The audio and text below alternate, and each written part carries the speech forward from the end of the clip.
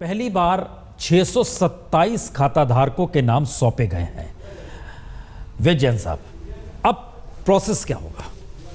देखिए, जैसा हम सुन रहे थे, मुकुल रोहतगी जी ब्रीफ कर रहे थे मीडिया को, प्रोसेस ये है कि नाम दे दिए। सुप्रीम कोर्ट ने खुद एनवेलप को नहीं खोला है और ये एनवेलप एसआईटी को दे दिया गया है।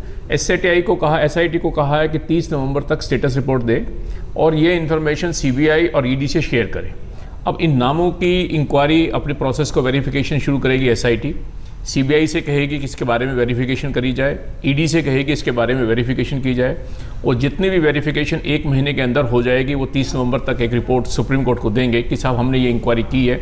इन 627 अकाउंटों में से हमने 300 अकाउंटों में इंक्वायरी करने में कामयाब हुए हैं, जिससे पता लगा है कि ये अकाउंट ठीक है, ये अकाउंट ठीक नहीं है, या इनकी इन्फॉर्मेशन नहीं मिल रही है। वो इन्फॉर्मेशन एक स्टेटस रिपोर्ट निकाल कर देंगे। साथ के साथ एक मुकुल रोहतगी ने कहा कि शायद उन्होंने ये भी कहा कि इनकम टैक्स डिपार्टमेंट की भी इंक्वायरी साथ साथ चल रही है और वो इंक्वायरी 31 मार्च 2015 से पहले पूरी करने की कोशिश वो भी कह रहे हैं पूरी होने की है। तो मुझे ऐसा लगता है कि इसका सबका जो आज की डेट का जो आज कोर्ट में प्रोसीडिंग हुई है, जो कल कोर्ट ने जो ऑर्डर किए, ये एक्सपीडाइट करेगी सारी इंक्वायरी को और जल्दी से जल्दी ये सारे नाम पब्लिक डोमेन में आ जाएंगे। क्योंकि जब इंक्वायरी होगी तो पता लगेगा कि किन किन की इंक्वायरी हो रही है और उन इंक्वायरी में क्या निकल के आ रहा है, किसने काला धन कितना छुपा के रखा बाहर, वो शायद बातें शायद अब पब्लिक डोमेन में बाहर आ जाएंगी। तो सुप्रीम कोर्ट के कल के ऑर्डर और आज के ऑर्डर में जो मैं देखता हूँ वो ये है कि इस पे प्रोसेस को एक्सपीडाइट किया जाएगा। आज एक जो बात सुप्रीम कोर्ट ने की, वो खुद एनवेलप नहीं खोला, ये भी देखने वाली बात जरूरी है। कल सुप्रीम कोर्ट काफ़ी सख्त थी तो आज एनवेलप नहीं खोला, तो कहीं ना कहीं ये भी रियलाइजेशन किया गया है कि जो इंटरनेशनल ट्रीटीज़ हैं उसको भी ध्यान में रखा जाए और इतना पब्लिक लाइसेंस नहीं है। सुप्रीम कोर्ट ने ये भी शायद आदेश दिया है कि इन इन्फॉर्मेशन को आप पब्लिक डोमेन में नहीं। मीनिंग है कि इंक्वायरी चलती रहे और उसका जो अंजाम होगा वो जल्दी से जल्दी बाहर निकल कर। अंशुमन जी, ये काम सरकार भी कर सकती थी, ये महत्वपूर्ण है। हमें प्रोसेस वेद जैन जी ने बताया, हमें उन 2 एजेंसियों का चुनाव महत्वपूर्ण है। ये चीज़ें वहीं उसी स्थिति में जा रही हैं जैसे हमने भ्रष्टाचार के सारे मामलों में देखा है। ईडी को लाने का मतलब, ईडी वो एजेंसी है जो विदेश से धन की आवाजाही की और फेमा के तहत जांच करती। सीबीआई को लाया जाना बहुत महत्वपूर्ण है क्योंकि सीबीआई भ्रष्टाचार के मामलों की जाँच करती। सुप्रीम कोर्ट ने सीबीआई को इस जाँच का हिस्सा बनाकर इस जाँच को भ्रष्टाचार के दायरे तक बढ़ा दिया है और इसलिए अब आने वाली जाँच जो है वो महत्वपूर्ण होने वाली है। पहला बिंदु तो ये। दूसरा बिंदु ये कि अब सारी की सारी जाँच सुप्रीम कोर्ट के नियंत्रण में होगी। हम ये देखेंगे कि जांच एजेंसियों को लताड़ लगेगी, जिसे सुप्रीम कोर्ट लगातार जांच एजेंसियों को धीमे जांच करने पर डांटता रहा है इससे पहले,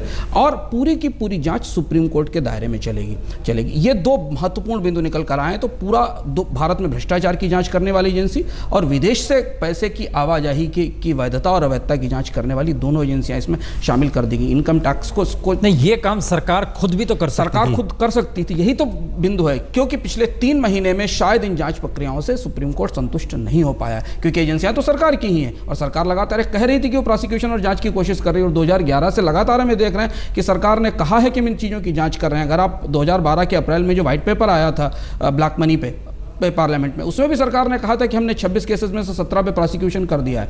इसमें एक चीज़ और महत्वपूर्ण देखने वाली, सुप्रीम कोर्ट ने कुछ पिछली चीज़ों से नसीहत ली है। हसन अली वाले पूरे मामले में भारतीय जांच एजेंसियों की जांच प्रक्रिया बहुत कमजोर और बोधी पाई गई थी और हसन अली वाले पूरे मामले में वो फैक्ट्स नहीं आ पाए थे जो इनकम टैक्स डिपार्टमेंट के उस क्लेम को भी सपोर्ट कर सकें कि हसन अली के ऊपर 66,000 करोड़ रुपए की टैक्स लायबिलिटी निकलती है। तो शायद सुप्रीम कोर्ट काले धन के जिससे जुड़े हुए मामले या विदेश से जुड़े हुए खातों से जुड़े हुए जितने मामले हैं उनके सारे तजुर्बों को हैंडल करने की प्रक्रिया का इस्तेमाल करते हुए इसे लेकर आ रहा है। स्वाभाविक सी बात है, सुप्रीम कोर्ट का जज पैकेट नहीं खोलता है, उसने एसआईटी को दिया है। एसआईटी के दोनों चेयरमैन और वाइस चेयरमैन उस पैकेट को खोलेंगे और उसके बाद वो अपने स्तर पर जांच एजेंसियों तक ले जाएंगे। अब इसमें देखने वाली 2 चीजें महत्वपूर्ण है जिसको देखना होगा कि सीबीआई और ईडी इन सूचनाओं की गोपनीयता कितनी बनाकर रखेंगे, क्योंकि जिस बात पर संदेह जाहिर किया जा रहा था कि सीबीआई ईडी के पास जांच जाने के बाद ये नाम तरह तरह से बाजार में चर्चा में आएंगे। सुप्रीम कोर्ट को सुनिश्चित करना होगा कि ये जांच गोपनीय रहे। ये जांच सीबीआई और ईडी की जांच प्रक्रियाएं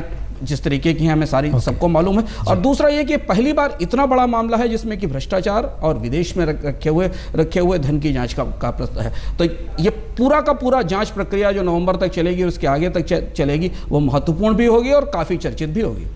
एक वेद जैन साहब इस पर कॉमेंट चाहेंगे, क्योंकि सुप्रीम कोर्ट ने लिफाफा खोला नहीं, एसआईटी को दे दिया, लेकिन मुकुल रोहतगी जब खुद कहते हैं मुझे कुछ पता नहीं है इसके अंदर कौन कौन से नाम हैं, तो इसका क्या मतलब है?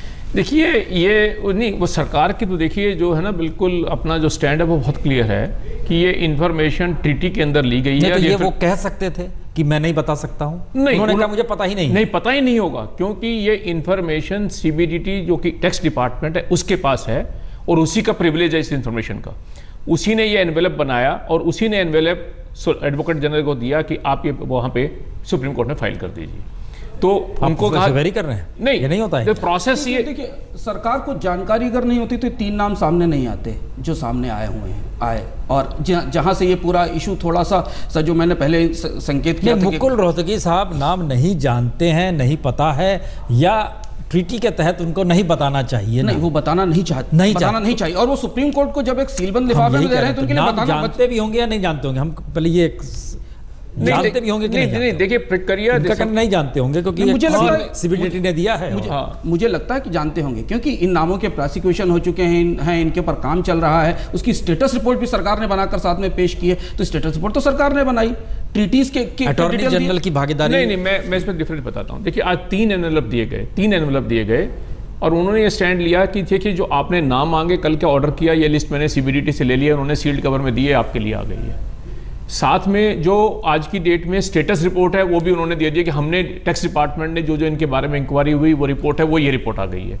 और उन्होंने साथ में ये भी कहा कि हमने जो लोगों से कॉरस्पॉन्डेंस हुआ, कम्युनिकेशन हुआ एसआईटी से, उन्होंने ये भी कहा कि हमने एसआईटी को 14 जून 2014 को ये लिस्ट दे दी थी और उसके बाद जो कॉरस्पॉन्डेंस हुआ वो भी हमने दे दिया जो शेयर करने के बारे में, मीनिंग देयर बाई ट्रांसपेरेंसी कर दी। अब क्योंकि मैं ये मानता हूं कि जैसे उन्होंने प्रेस कॉन्फ्रेंस में कहा कि भाई मैंने ये लिस्ट नहीं देखी है, मुझे नहीं पता है, तो अब ये फेस ऑफ इट मानना पड़ेगा कि उन्होंने देखा, तो मानना ही पड़ेगा। लेकिन और उनका में हम जा रहे थे, उसका कारण ये है सिंपल, जो मैं समझता हूं कि जो लीगल पोजीशन भी यही है कि ये इंफॉर्मेशन शेयर नहीं की जा सकती है, तो ये भी कहा जा सकता था। हम कह रहे हैं वही फेस पर ही हम जा रहे हैं कि ये भरोसा कर। तो 27 में से 300 नाम तकरीबन एनराइज के माने जा रहे हैं और उनके खिलाफ ये जांच तुरंत में नहीं होगी।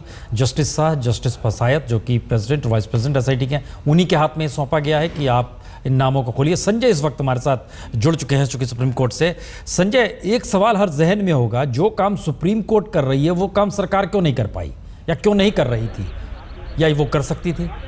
बस यही तो मामले की जड़ है जहां से विवाद शुरू हुआ है। सुप्रीम कोर्ट का ये कहना है कि शुरू में आपने हमारे आदेश पर एसआईटी गठित की, लेकिन अब तक 5 महीने बीत चुके हैं, यही काम आपने पहले क्यों नहीं किया?